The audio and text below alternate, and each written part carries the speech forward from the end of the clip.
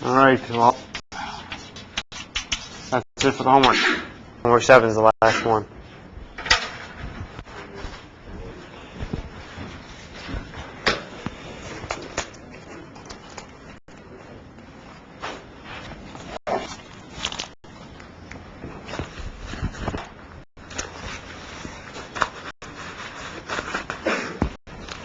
Any questions on anything? Okay.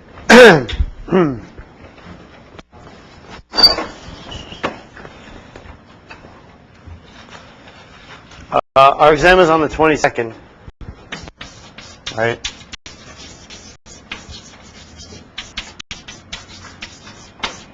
People want to review before the exam? I could do a review. Yeah? Date preferred, 21st, 20th. I think the 21st is a Monday. So I could do it Sunday night, but Monday night, the night before the exam?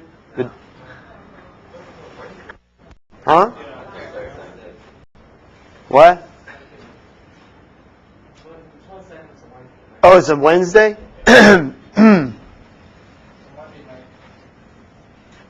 Monday night, so you're saying the night of the 20th, right? Huh?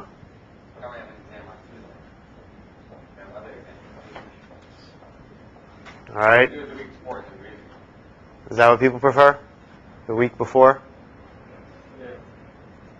All right, give me a date.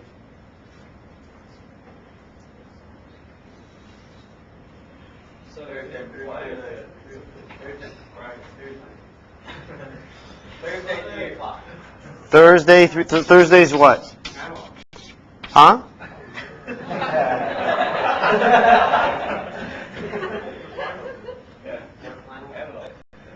Oh, analog. How about Thursday night? Thursday at, no? Friday? Friday. Anybody got a problem with Friday? Friday during the day. Friday, so this is a Thursday, the 17th? Yeah.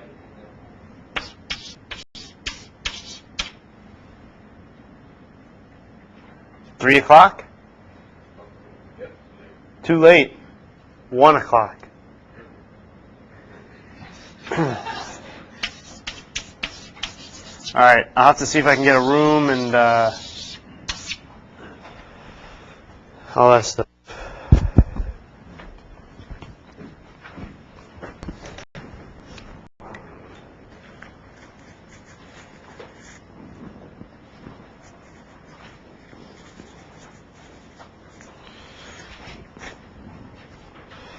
Okay. Excuse me. All right. Last time we were talking about reliability protocols, reliable transfer protocol.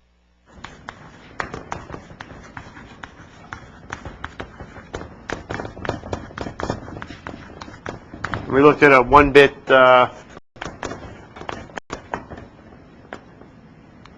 reliable one-bit sequence number was sufficient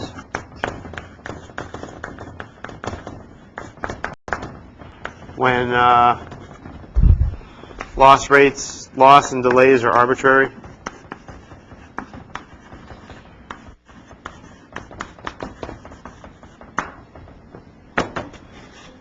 And there's no reordering.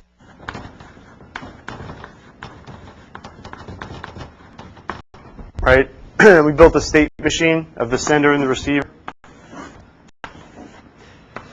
Had 4 states. And really, we drew transition both directions, but really we saw that you only ever really went in this direction. And we used the state machine to show that excuse me. We used the state machine to show that when the sender and the receiver would never get confused about which packet the sequence number corresponded to.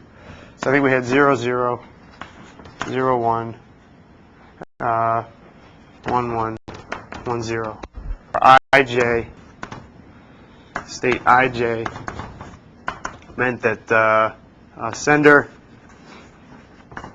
trying to send packet with sequence number 0 or sequence number I, and receiver expecting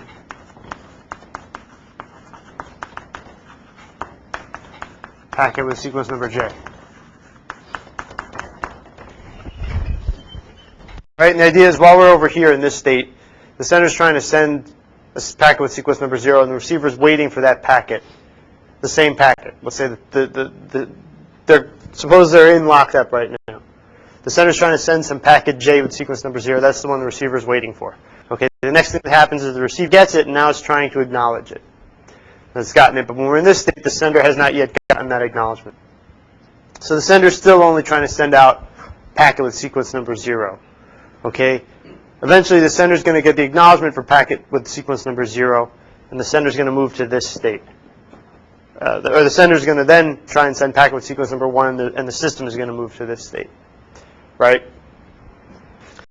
And the idea was, if you look at what the receiver is currently receiving, when we're in either of these states, or I guess it's either of these two states, the receiver will be receiving packet with sequence number 0, which corresponds to packet j, and it's waiting packet j plus 1 with sequence number 1, and we saw that it's possible for the receiver to still be receiving the packet with sequence number j minus 1. Right? It cannot get confused. That's what we saw last time. Okay, and the same thing happens with the sender. The sender cannot get confused by the acknowledgments in a similar fashion. Okay, by an argument that's completely symmetric to the argument we did for the receiver. Okay.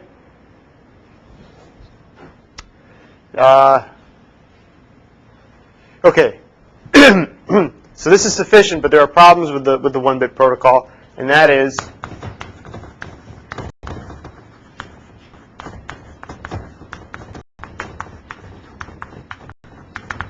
that you can only have 1 or 2 packets in transit at any given time.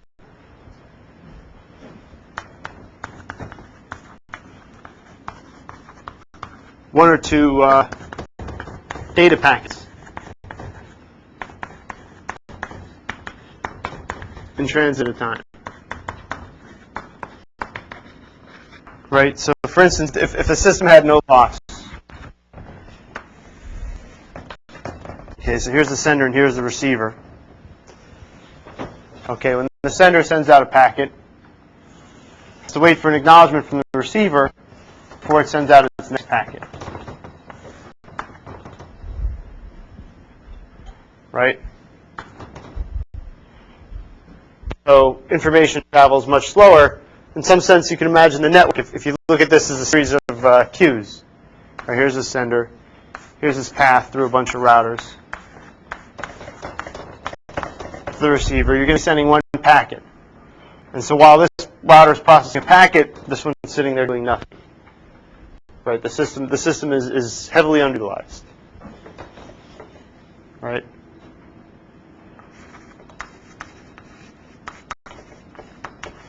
When this router is processing a packet,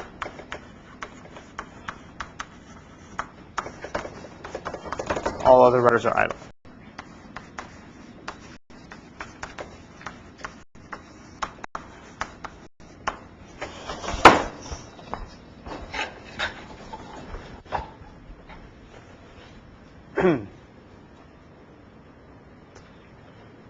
Or we could even apply Little's law.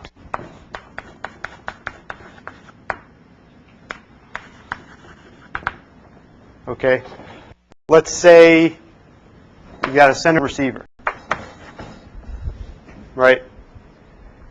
The sender sends out a packet, a data packet, goes to the receiver acknowledges it. That acknowledgement reaches the sender. When the sender gets that acknowledgement, it sends out the next packet, right? So this amount of time it takes the sender and the receiver exchange the packet. Let's say Ti is the time for the I packet.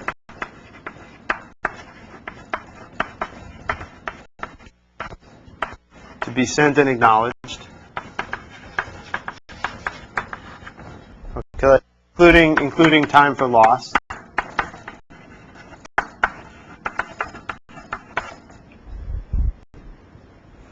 Right? And the way the protocol works, really there's only one packet the sender and receiver are exchanging at any given time. Right?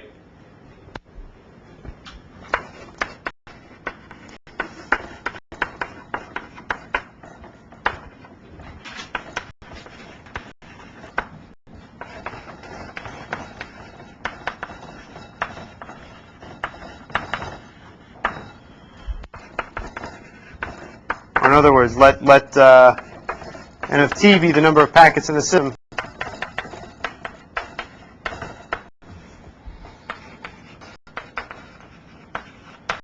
At time t, then n of t is always 1. Or I should say n of t is less than or equal to 1, since there may be packet loss. Right, if a packet's lost, there's no packet in the system for some time until the sender times out and tries to send another packet. Right? So what does Little's law say? Little's law says that lambda, the rate at which you're able to send packets, is n over t. Give n over e of t.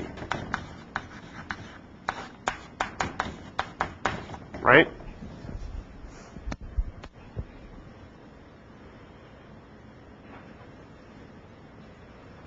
So we're just going to get that's less than or equal to 1 over e of t.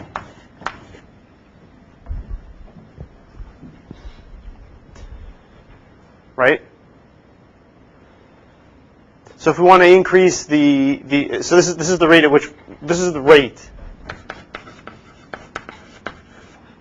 which packets, or i.e. information,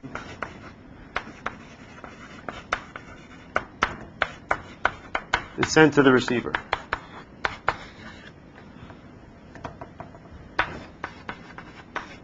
From the sender.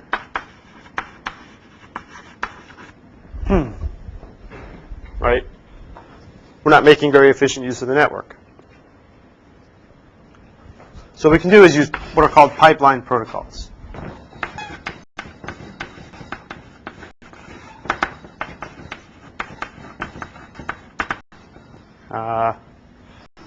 Send more than one packet at a time.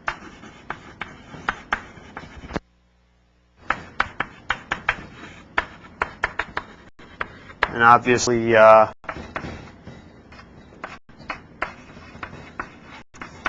use more than just a single bit for the sequence number.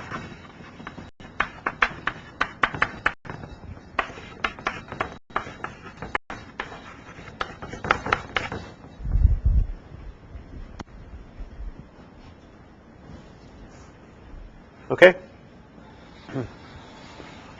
Any questions?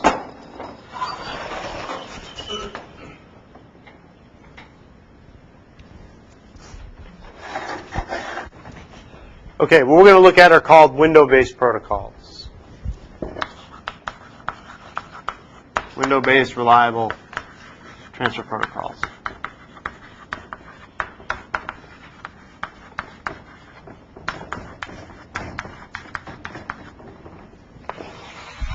Okay. And here's the idea.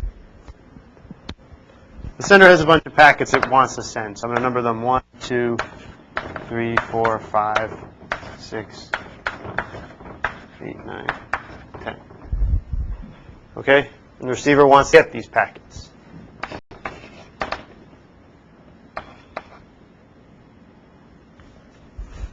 I'll put the numbers down too.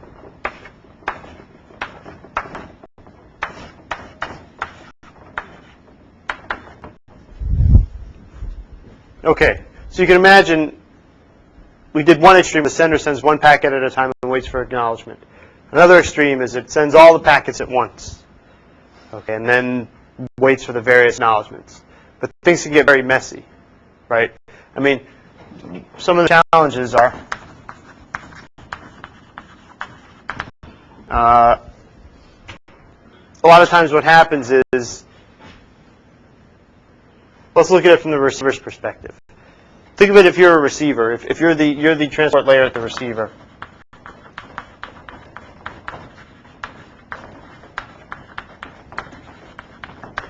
Must pass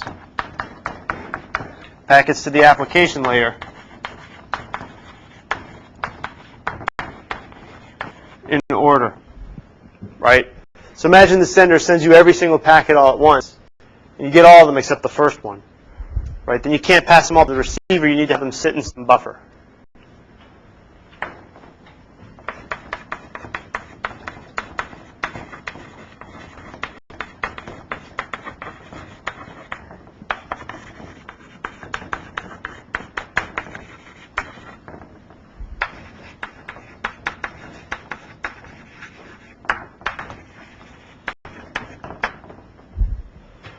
Transport layer must discard them or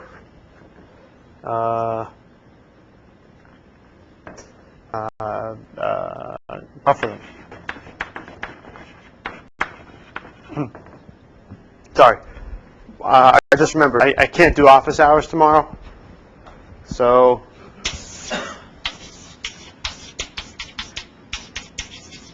I'll have them on Wednesday.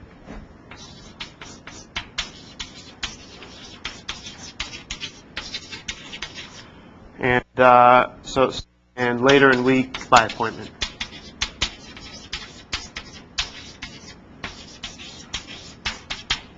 Okay.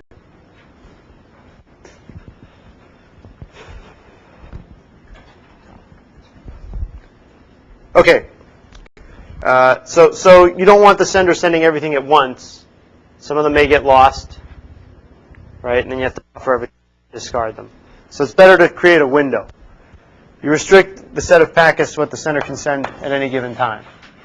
So this is a window of size 4. The sender will send packets 1, 2, 3, and 4, and won't send any more packets until at least some of these are acknowledged. So for instance, let's say packet 1 makes it to the receiver. Okay? And the receiver is able to acknowledge back to the sender that it's gotten that packet. Well, then the sender can move the window, can shift it to the right. Right? There's no need to keep 1 inside the window anymore. That packet's been received. So the sender can move the window forward to 2, 3, 4, 5, and now send out packet 5. Okay? And suppose packet 3 is received next. Okay? The sender still cannot shift the window because it can't move the window off of packet 2 until that's been received. Okay, so let's say 3 gets received and acknowledged. The window sits on top of 2, 3, 4, 5. Maybe 4 comes and gets acknowledged. It still can't move the window. And then as soon as 2 gets acknowledged, right, it can shift the window all the way over to 5, 6, 7, 8. Right?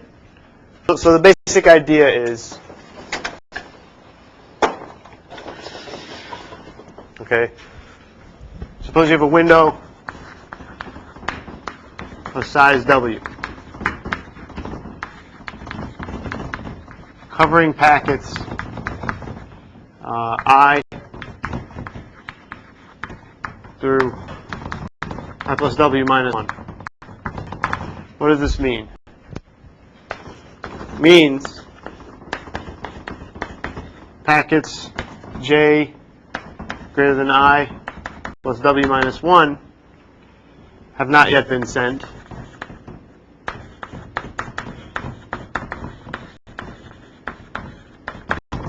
Okay. Packets J less than I have been acknowledged, and the acknowledgement has reached the sender.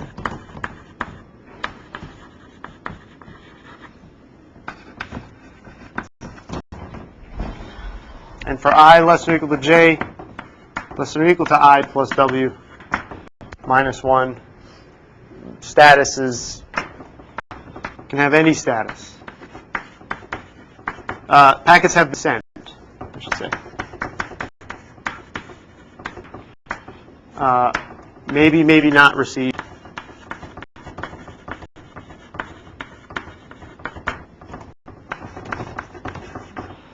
maybe not act.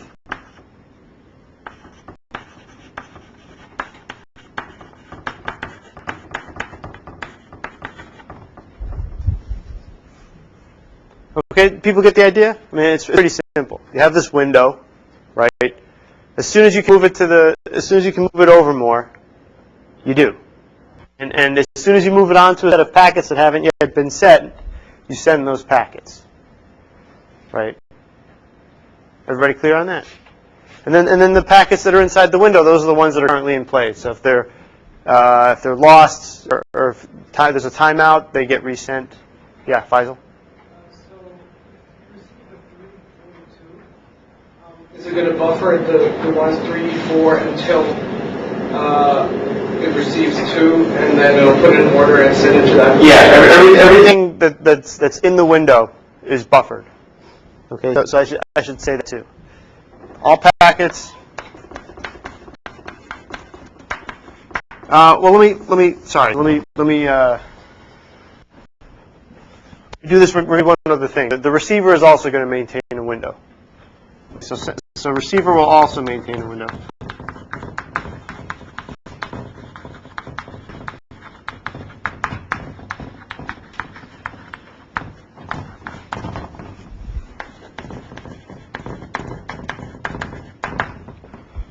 Okay. Receiver's window cannot be ahead of the. Cannot be ahead. Receiver's window cannot be behind the sender's window.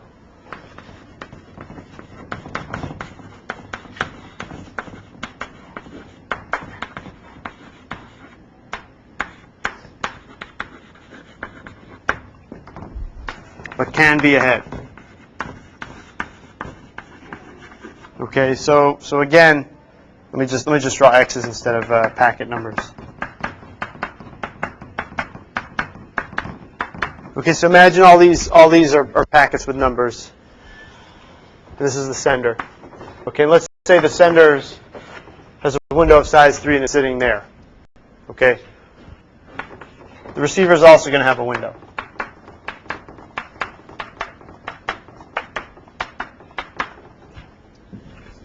Okay, the receiver's window sits at packets it's still waiting to receive. Okay. If the sender's window has already moved past these 3 packets, it means they've been acknowledged, right? So obviously the receiver's window is going to sit here or further ahead, right? Suppose these packets have all been sent. These have not yet been sent, right? If this has not yet been sent, there's no way the receiver has yet to receive it, right? So if the receiver hasn't received this packet yet, this packet must be inside the window. So the receiver's window definitely is not starting to the right of that point, right? Okay, so the receiver's window, its starting point lies somewhere between these 2 points. And it depends on what the status of these 3 packets are. If they've all been sent and received but not acknowledged, meaning the receiver sent acknowledgments, but the acknowledgments have not yet reached the sender, the window will be all the way over, will contain this packet, but these 3 will already be out of it, right?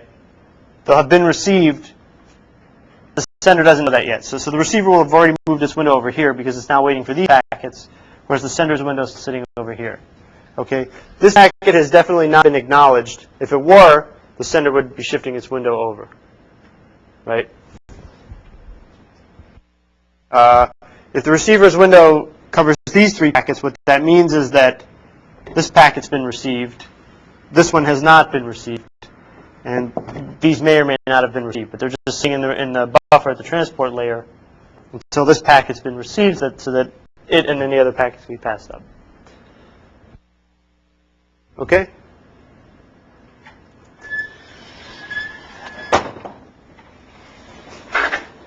So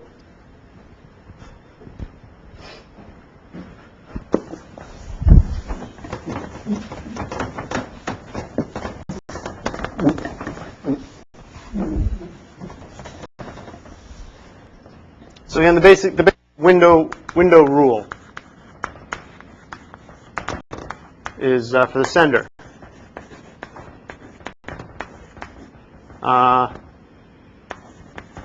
Everything to left of window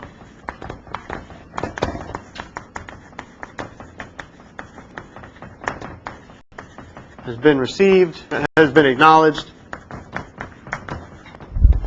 Nothing to the right of window has been sent.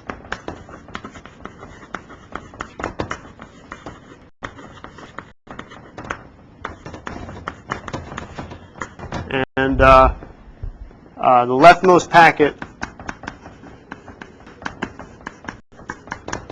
all packets in the window have been sent.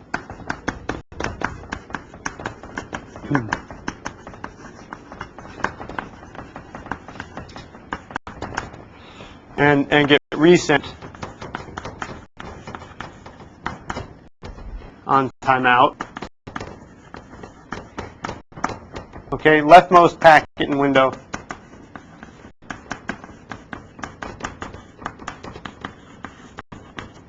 not yet active.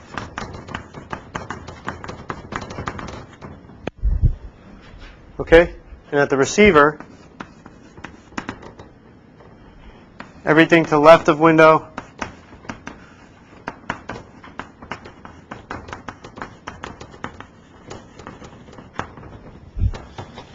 received and passed up to application layer.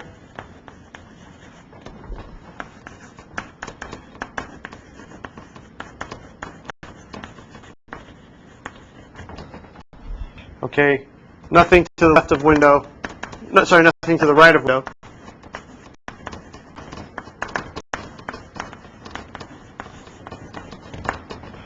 Has been received or sent for that matter. Leftmost packet in window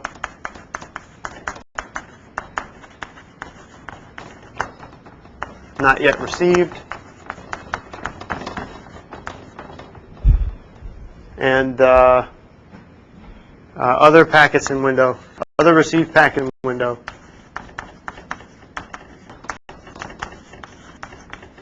can be buffered.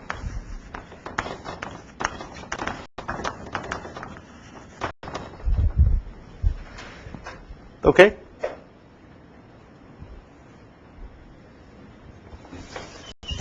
All that's left now is to talk about the acknowledgement mechanism.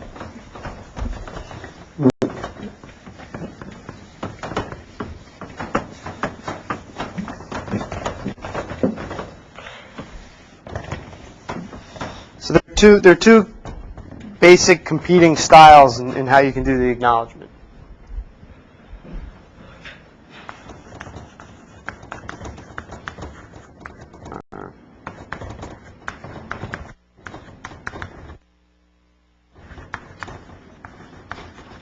So style 1 is what's called selective repeat.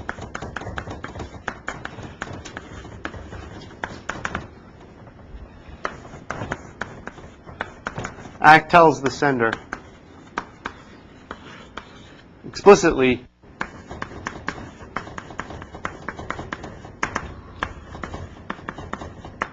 which packet was received. Okay? The receiver gets packet 4, it acts packet 4. The receiver gets packet 2, it acts packet 2. Okay, it's sort of the most natural one.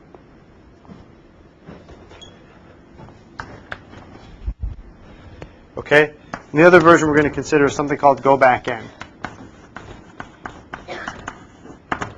Okay? ACK I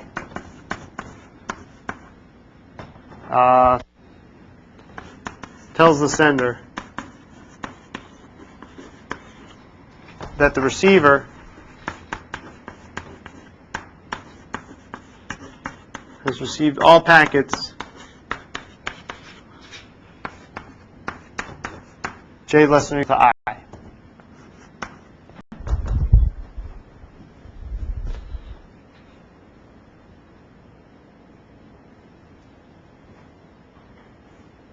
Okay?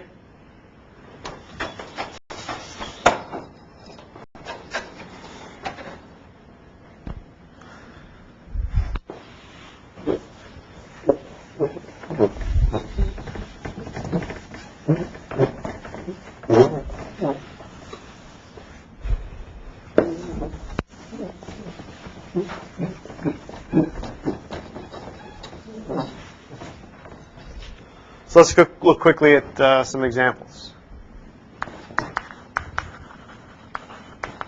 Suppose the following is the sequence received at the receiver.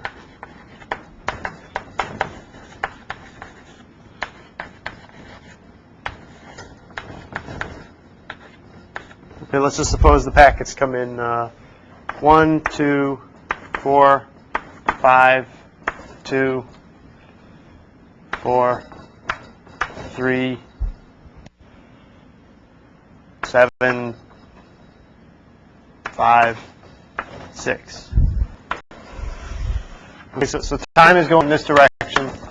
These are the packets that arrive at the receiver. Okay, so what does the receiver do when it uses selective repeat?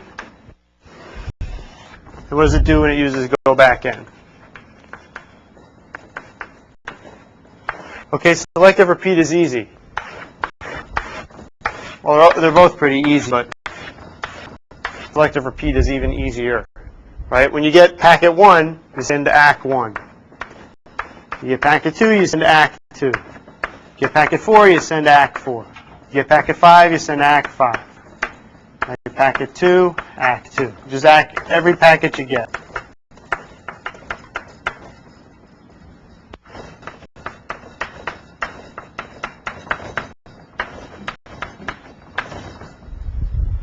Right? That's pretty easy. And the receiver would send one up to the application, move its window. Send 2 up to the application, move its window. Buffer 4, buffer 5. 2 is a repeat, so it can ignore it. 4 is a repeat, so it can ignore it. Okay, 3 comes, now it can pass up 3, 4, and 5. And 7 comes, it buffers it. 5 comes, it's already got it. 6 comes, it can pass up 6 and 7. Okay? Everyone get the idea? And what does go back in do? Go back in got 1, so it acknowledges 1. Gets 2, it's gotten 1 and 2, so it acts 2. It gets 4, it has gotten 3. So it again has to send ACK 2. Okay, it gets 5, it still hasn't gotten 3. ACK 2. It gets 2, still hasn't gotten 3. ACK 2. Gets 4, still hasn't gotten 3. ACK 2. It gets 3, now it can send 3, 4, and 5 up to the application layer, right?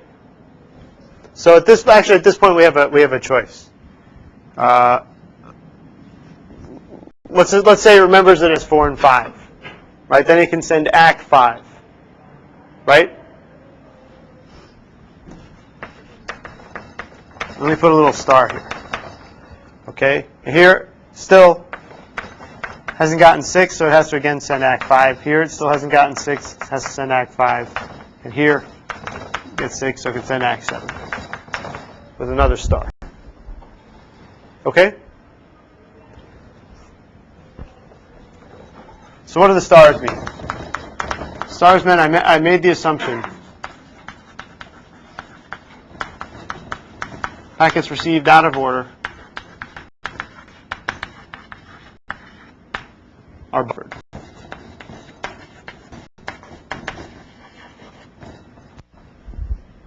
Right? An alternative version.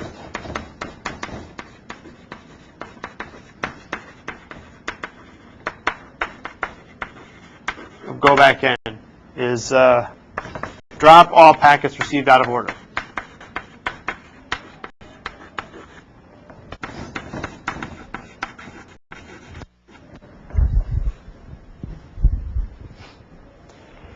Okay? So for instance, here, instead of ACKing 5, if we had dropped packets that were received out of order, we would have dropped packet 4 and 5. We would have sent ACK 3 here instead. Okay? People get it?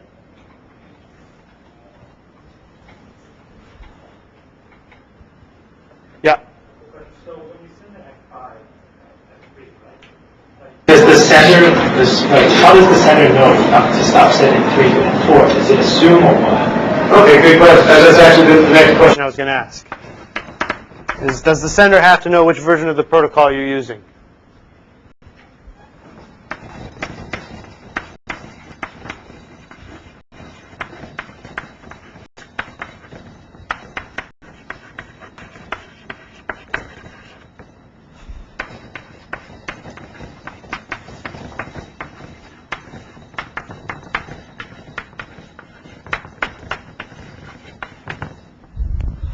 So that's kind of what you were asking, right? Does the sender have to know?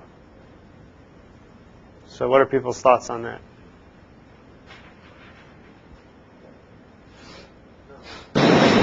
Think about it. No? Because it just. Yeah. Oh yeah, it does. It does. Yeah.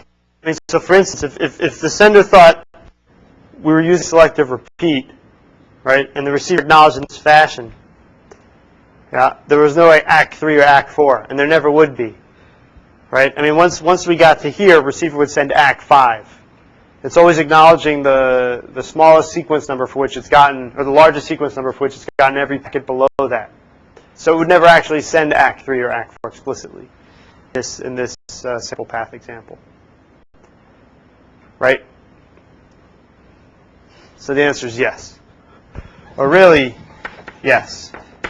If the receiver uses go back n,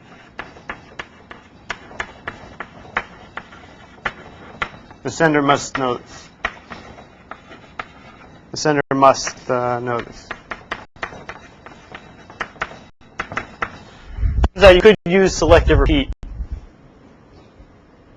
If the receiver responded in a selective repeat manner and the sender thought the receiver was using go back n, that would be fine. But if the receiver is using go back n, the sender has to know that. Okay, so that has to do with the window movement rules.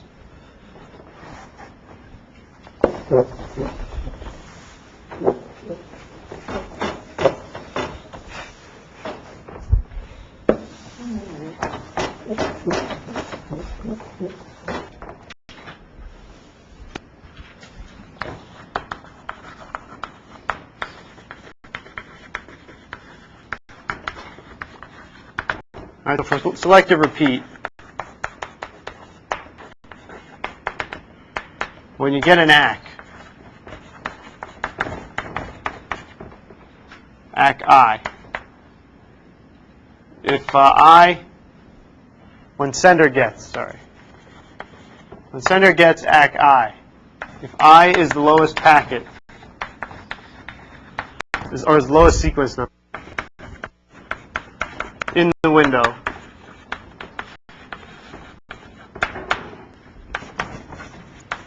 the window can be shifted.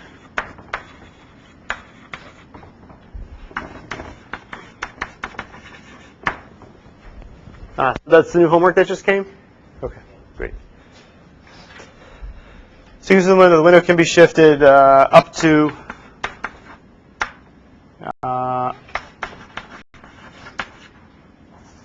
smallest sequence number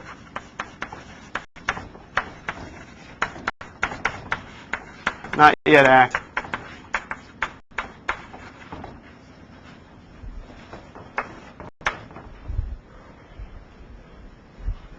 Okay, right? That's what we saw before. If we go back n, when ACK I is received, I plus 1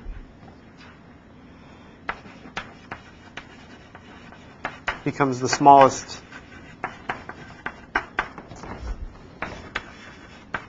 sequence number in the window.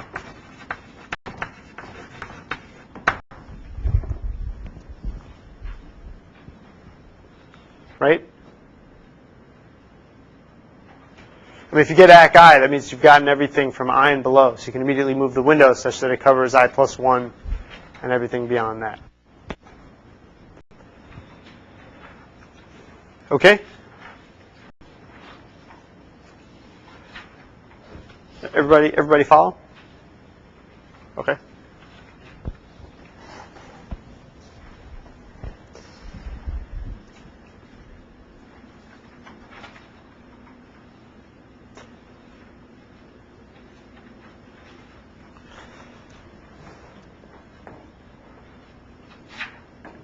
Okay, and now using a pipeline protocol.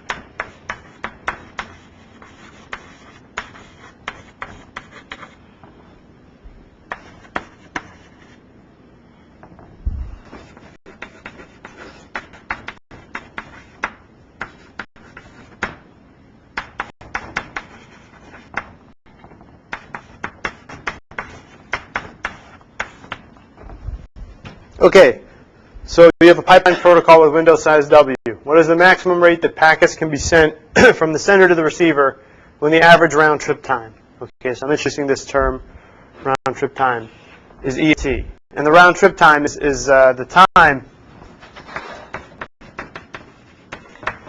it takes to send a message from sender to receiver and then back from receiver to sender, right? You know, like sending a packet and then getting an acknowledgement. Okay? Any guesses? Is the answer to the question? The size of the expected message. Yeah. We use Little's law again. Lambda is just W over E of T. Right? I mean, think about it. We have W. Let me.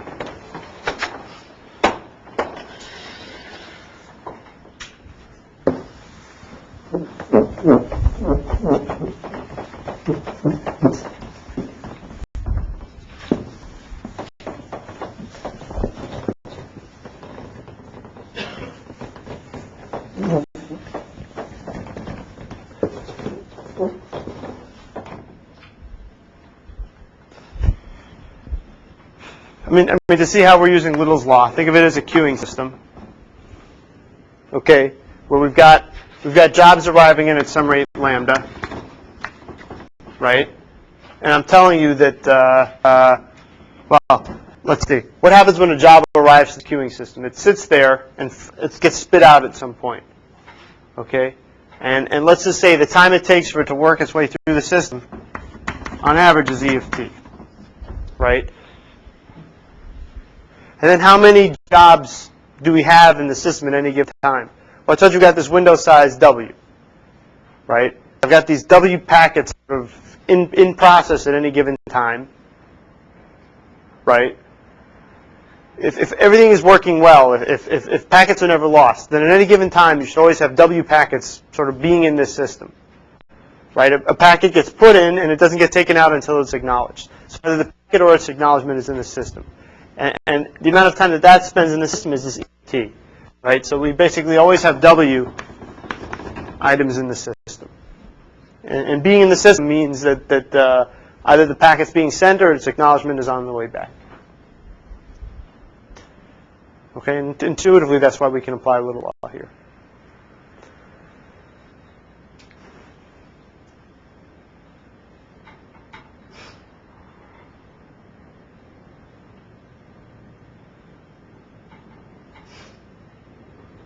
Okay, does someone have a copy of the homework? I just need an extra copy. Next.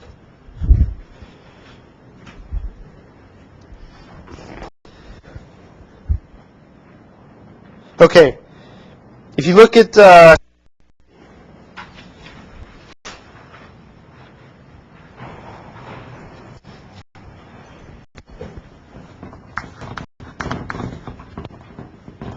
relates window size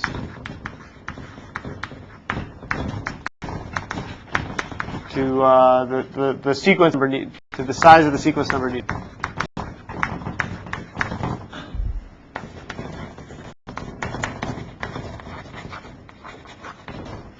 Right. Remember, if we're only sending one packet at a time, the sequence number only needs 1 bit. But if we're sending more than one packet at a time, if we're sending W packets at a time, right, with a window size of W packets can be in transit at any given time. Then there's some results about what the window size can be.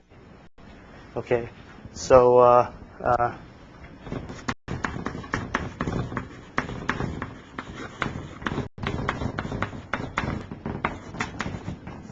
W different packets. Send W different packets simultaneously.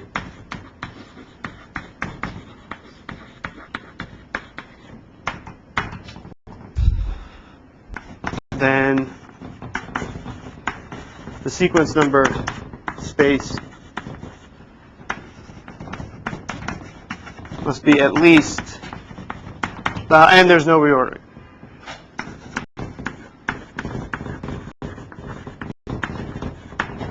Okay, the sequence number space must be at least 2W for selective repeat, and W plus 1 for go back in. And you're supposed to give examples where if you make the sequence number space slightly less than that, okay, you have to give an example of where that's going to cause a problem. Okay? People get what they're supposed to do? So in other words, for selective repeat, if window size is 4, so we say if W equals 4, the packets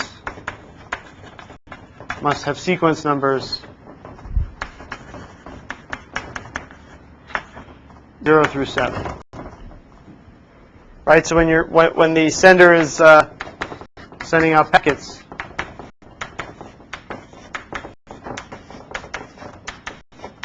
and assigning sequence numbers, each one of these is a distinct packet. Then it'll assign the first one 0, then 1, 2, 3, 4, 5, 6, 7, then it loops around again. 0, 1, 2, 3. And if you use sequence number 0 through 6 instead of 0 through 7, there can be instances where packets get lost or delayed or something, where the receiver will mistakenly think this packet is this packet, or vice versa. Okay, and you have to construct those examples.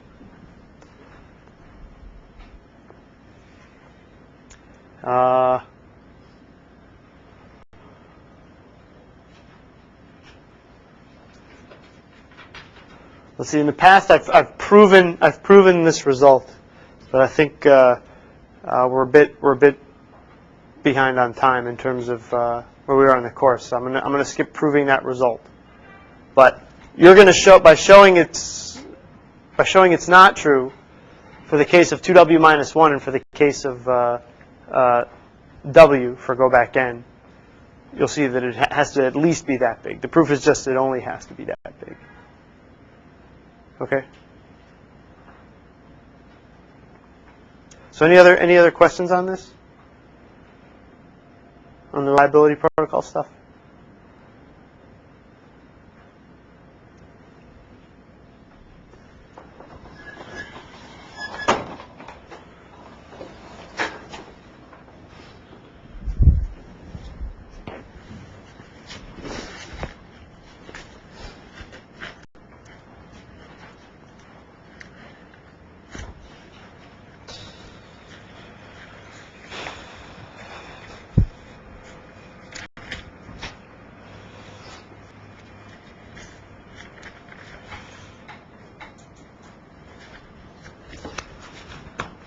Okay.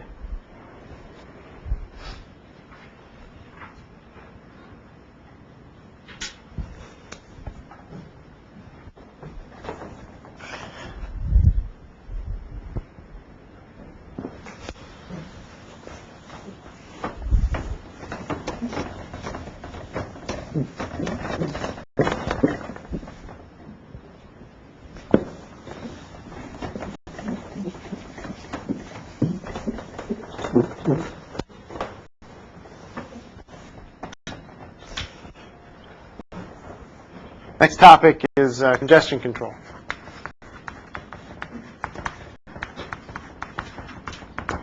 Okay. Also, sometimes congestion control can be implemented inside routers.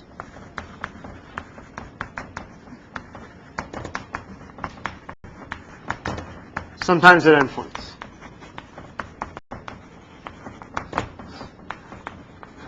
Sorry, actually, let me tie together congestion control and flow control. We'll talk about both of them, and I'll explain the differences as well.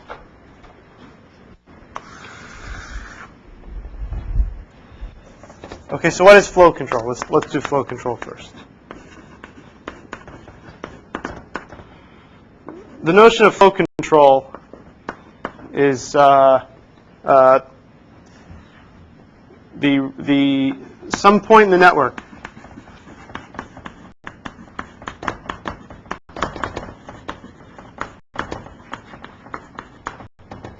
other than the sender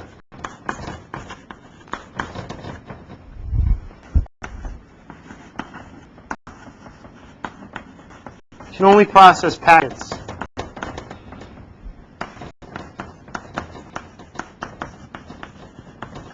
at some rate r.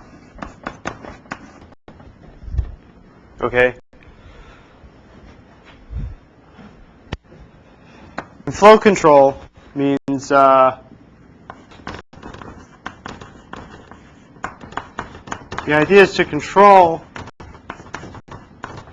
or slow down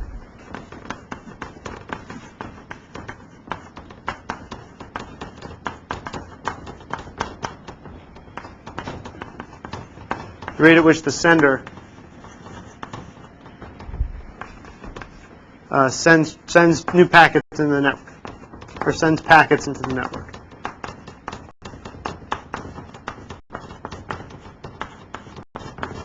Right. So imagine you have some router somewhere in the network, or a receiver is probably the best example. Suppose the receiver is a really slow, low-rate receiver. Or you have a transmission with a wireless link that has very limited bandwidth. Okay?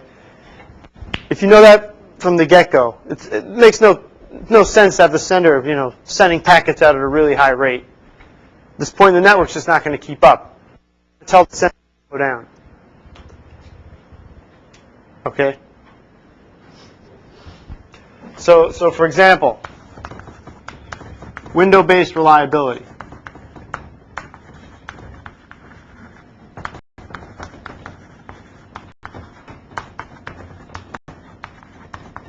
Implement flow control.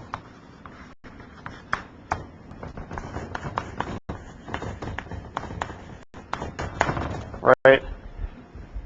Actually, my dad always liked to tell this story about when he went down south, and he asked some guy for directions, and he says, "Hi, I'm lost. Do you know how to get back on the freeway?" And the guy just looks at him like, "Huh?" And the guy goes, "Hi." And the guy goes, "Hello?" My dad goes, "I'm lost." And the guy goes, "Mm-hmm." My dad says, "Do you know how to get back on the freeway?" And the guy goes, "Mm-hmm." My dad goes, "Well, how?" The guy's like, "Well, you head out over yonder." But anyway, the point of the story is, it's not that my dad said it wasn't that the guy was dumb. It's just that people down south, they have a different dialect. They have a different way of talking. They just move at a slower pace than those of us from the Northeast, who everybody else thinks are wound up too tight and crazy, right? So the point was, if when my dad first just came to the guy and said, "Hey, I don't know how to get back on the highway, how do you get back on?" The guy just didn't know what he was talking about. So the guy sort of implemented his own flow control, right? Just sort of forced my dad to go at his pace, right? "Excuse me. Hello. I'm lost." Mm-hmm. It just forced him to slow down. So the same thing here. So window-based protocols implement flow control. You can sort of imagine the receiver when the sender sends out a bunch of packets, right? This window sort of freezes the sender. It sends out those packets and it can't send any more until the receiver starts processing them. And that's sort of that. That's the axe coming back. Right, so the window-based flow control is one method to slow down the sender. Right. So we have a form of flow control in this class too. Right. Every once in a while I ask questions. Right. And if people stop me and ask questions, the material gets presented at a slower pace. But when nobody has any questions, I just move on. So you are what's the word?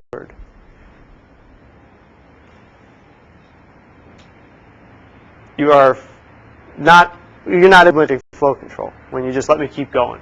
Right? When people ask questions, they are. They're slowing things down. The information proceeds slower, but that's okay. Right? I mean, yeah, Ron. Wouldn't us ask the question be more like max? Yeah, sure, but still the point is that the feedback you're giving me and telling me to go over something again is preventing me from going on ahead, right? So I take your, I mean, the knack is, yeah, it's a negative acknowledgement thing. You didn't get something. I take your silence as an acknowledgement. When I say any questions and I get no response, I'm assuming that's not because I don't hear you saying, you know, I'm assuming it's because it's not because I don't hear you saying I have a question, right? Okay, let's look at another form of flow control. It's called leaky bucket.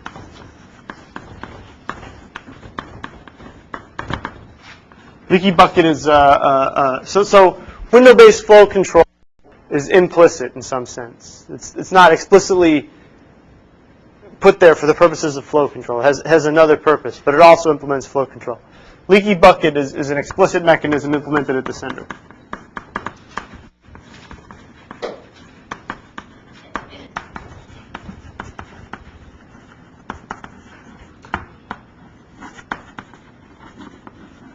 Okay, and the idea is that the sender has a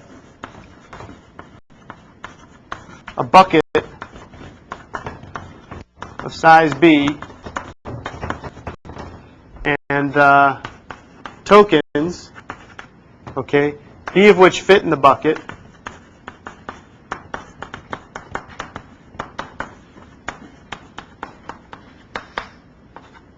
and tokens arrive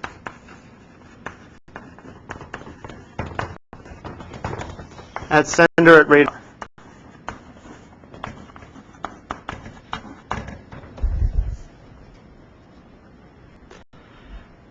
E of which.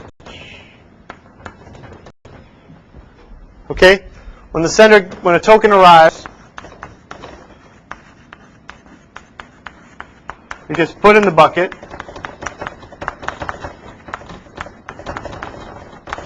Unless bucket is full.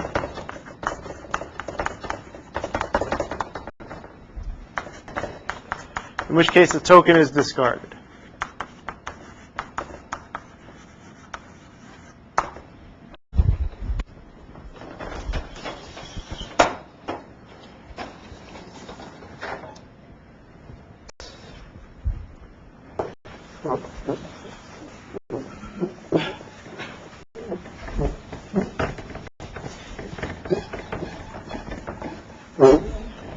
Okay, and the sender is allowed to send a packet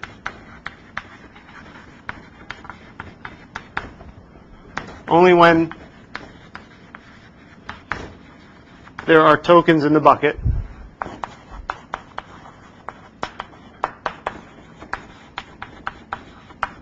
and sending a packet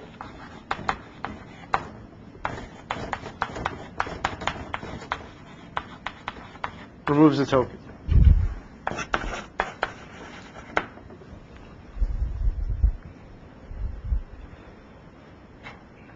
Okay? So, you know, tokens get put in periodically, token, and the bucket can hold the B of these tokens, and then when the sender has something to send, it can send a packet as long as there's a token in the bucket. Okay? So what can we say about the sending process?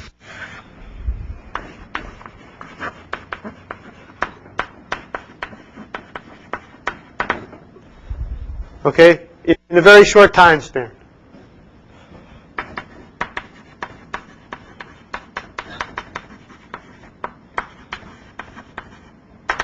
Okay, it can send at most B packets in an instant.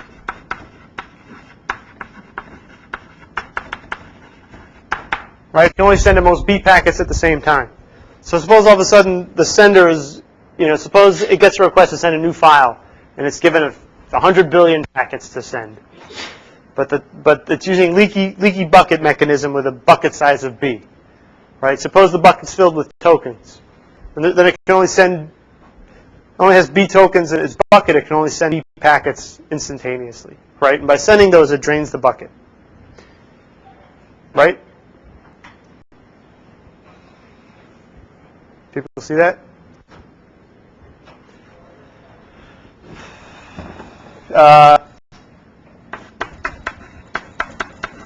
In time, let's see, t, can send at most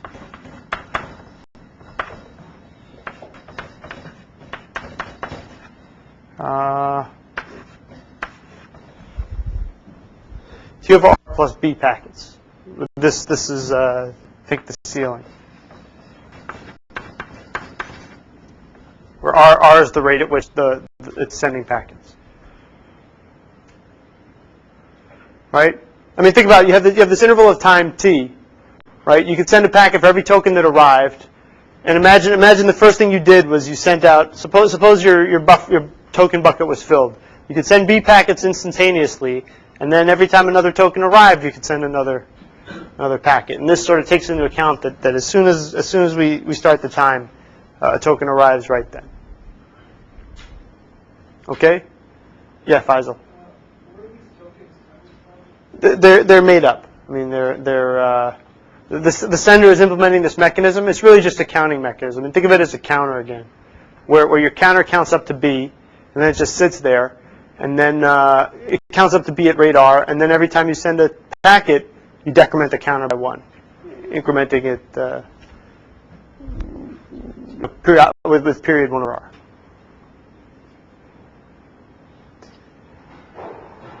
Okay? And the long-term rate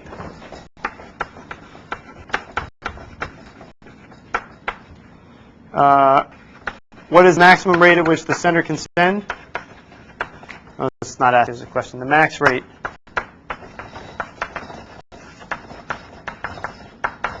at which the sender can send is, well, if you let t go to infinity here, right? We're looking at t over r plus b. That's the number of packets it can send. So the rate is just that over time. So the limit is t goes to infinity of this, which is just going to be, what did I do wrong? I want the rate to be r. Did I do something wrong? Yeah. This should have been t times r. R is the rate to multiply it. If r was the period, we would divide it. So this is just t times r, which is just going to be r. You take the limit as t goes to infinity.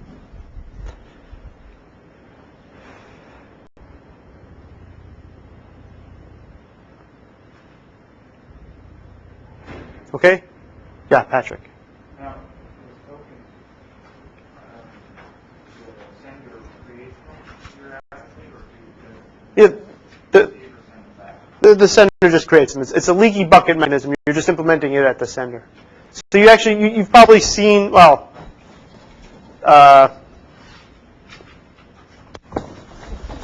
let's see.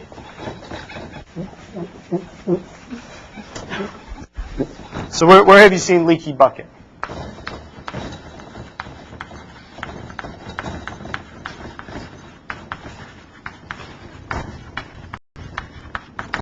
Well, highway entrance ramps.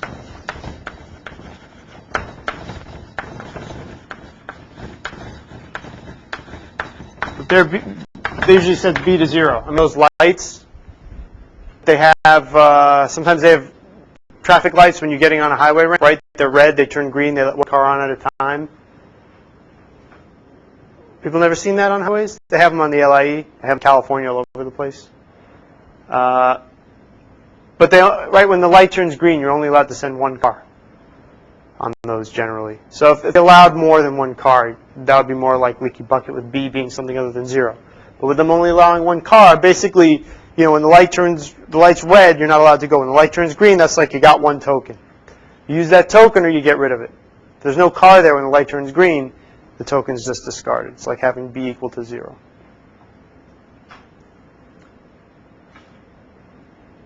Yeah, Ron. Why is it that in time being long time to send PR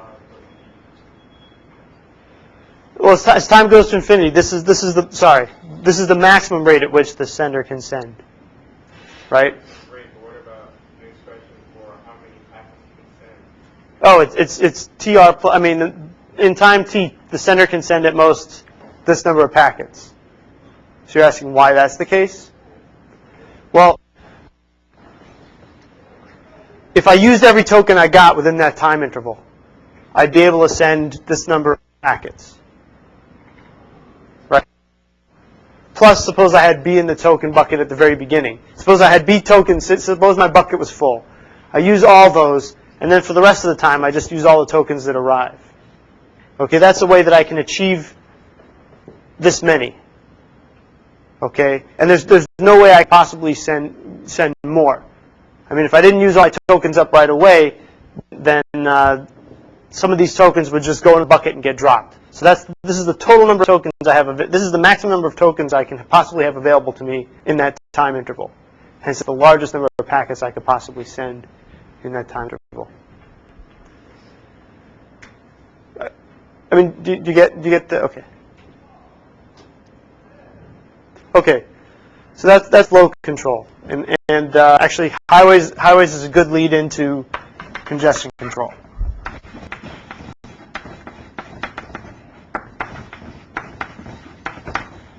Okay, too many packets.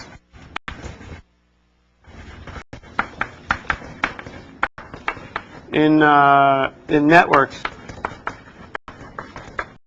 is like cars on highways.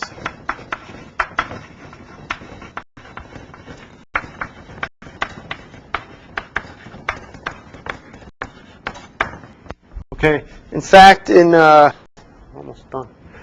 In fact, in the late 80s, okay, there was this observation that was made. They had these reliable protocols implemented. Okay, when packets got lost, these protocols would re-inject the packet in. You know, there'd be a timeout, and it would inject the packet in. And what happened one day was there was a certain loss rate, and these reliable protocols started re-injecting the packets, and as a result, the loss rate got higher.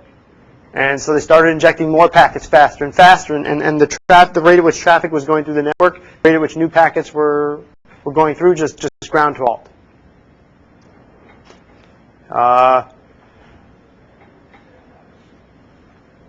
The best example I can think of also is imagine you're speaking on a microphone into a speaker system that has a little bit of feedback, right? So you start speaking, and then suppose you start speaking very softly, and then the feedback comes, and it starts to interrupt what you're trying to say. So you start to speak louder, and the feedback gets louder. So you're always trying to overcome the feedback by talking louder and louder, but then the feedback just gets louder and louder. And so eventually you're not able to get your message across, right? That method doesn't work. So what would work better is if you just spoke softly and then said hello, and then just waited for the message to go through, and then speak again. So there's a sort of inherent back off. Same thing with car traffic. If everyone realized that the traffic was so heavy that half the people decided not to get on the highway, traffic would move much better, right? Of course, difference there is that no one's going to volunteer not to get on the highway, right? It's always somebody else who shouldn't get on. But here you have a flow sending packets, right? Every flow wants their packets to proceed through in a timely manner. Each flow has the ability to pull their packets back. So let me just set up the framework under which we're going to model congestion control.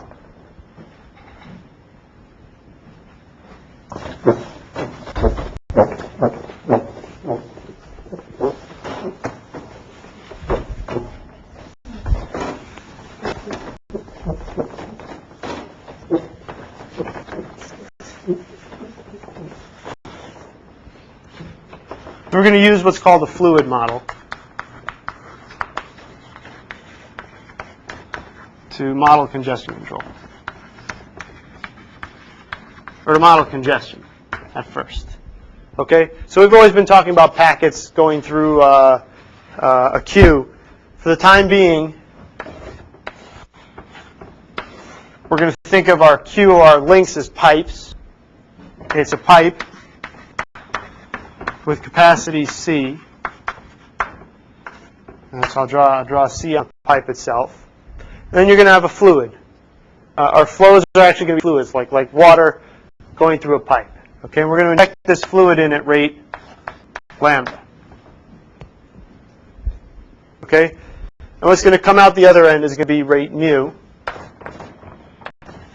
Let's just call it. Okay, so in is lambda, capacity is C, and out is mu. Okay, and if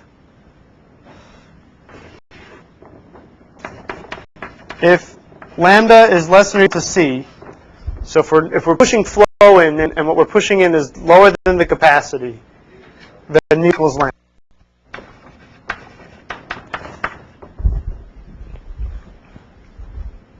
Okay?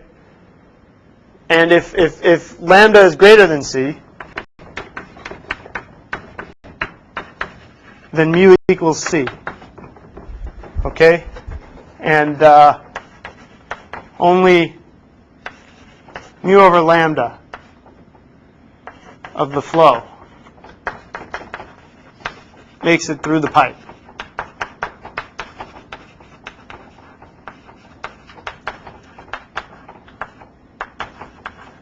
Okay, the loss rate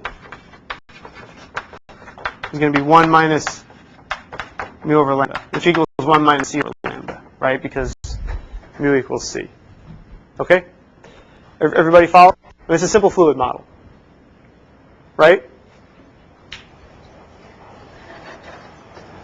Okay. So here, well, I don't have time to explain, but let me just give the intuition about the congestion control problem, and then next time we'll actually go through it mathematically. So we're going to consider a system like this. Like on the homework, picture in the homework.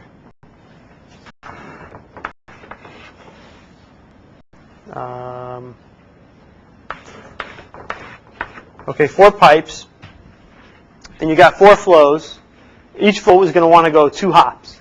So here's flow 1, sending at rate lambda 1, going to go into this pipe. It's going to come out over here and go into this pipe and come out over here. Lambda 2 is going to go in over here and turn around and come out over here. So this is, well, let me not label it yet, but everyone get the point? This here's flow 1. Okay, this is flow 2. Flow 3. Little dots.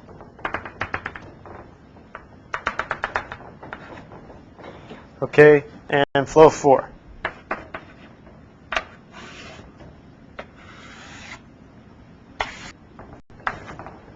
Okay, just to go them differently. Okay, but everybody gets the point. They each go through 2 pipes. Okay. So what's going to happen? Let's look at flow 1, for instance. Okay, flow 1 is going to go in this pipe. Okay, and if flow 4's rate is too high, then some of flow 1's packets, some of its flow is going to get lost, right? We're going to come out over here, and some of it's going to be lost. And then it's still going to go into this next pipe. And some of that might get lost as well. Okay? Now,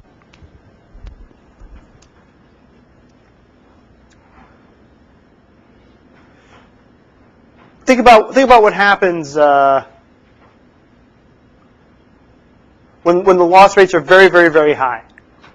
Okay, where every flow is trying to push in a lot of stuff. Let's say the capacities are all C, and let's say lambda I equals lambda J. Okay, well, what's going to happen here? Let's look at what's going into this pipe. Flow 4's flow is already coming out of this pipe. I said the loss rate's going to be really, really high, so very little of flow 4's flow is going to be coming out of this pipe, right? So lambda 1 is pushing in a lot of stuff, right?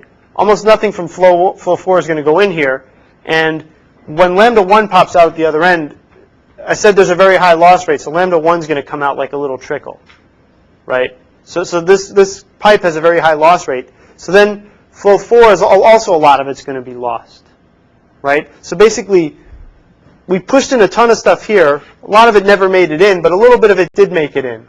And of the little bit that did make it in, almost none of it gets to the end over here, I mean, you sort of get hit twice. You get hit with this high loss rate twice. You basically, almost all the capacity of this pipe that went from here to here, almost all this flow gets lost. And it's just these flows are beating on one another. So without the math, I can't really explain it very well. But the point is that basically every flow goes through the process of I'm going to try and push a lot of stuff through. And when you do that, you shut down another guy who already shut down somebody else by trying to push a lot of stuff through. It's like everybody's pushing back on everybody else. And in the end, no one gets anything through. So let me just draw one last picture, which we'll redraw again next time. But if I were to plot, here's the capacity of the Q, and here's the rate at which here's let's say lambda 1 equals lambda 2 equals lambda 3 equals lambda 4, and let's say the final rate out. Sorry, this is going to be at C over 2. What's going to happen is, as you increase the rate at which the flow is going to come out is going to increase until you get to the capacity of the Q. Okay? Meaning you increase the rate at which you're transmitting, the rate out is going to increase as well, and all of a sudden it's just going to dive. So if you keep trying to push more and more and more and more, the rate at which stuff comes out is actually going to become less and less and less and less. And we'll show that mathematically next time. And hence, that's network congestion, and that's why you want to implement congestion control. So we'll show this result and talk about some congestion control methods. Yeah, Gary. X-axis is the rate we're trying to push. It's the rate at which these flows are trying to push fluid into the pipe. And the y-axis is the rate at which it's coming out after it's gone through 2 hops. Lambda going in, and I didn't want to call it mu because we had mu as lambda is the rate at which all 4 of them are pushing their flows into the 4 various pipes. And if you look at what comes out 2 hops later, this is being plotted on the y-axis. Yeah.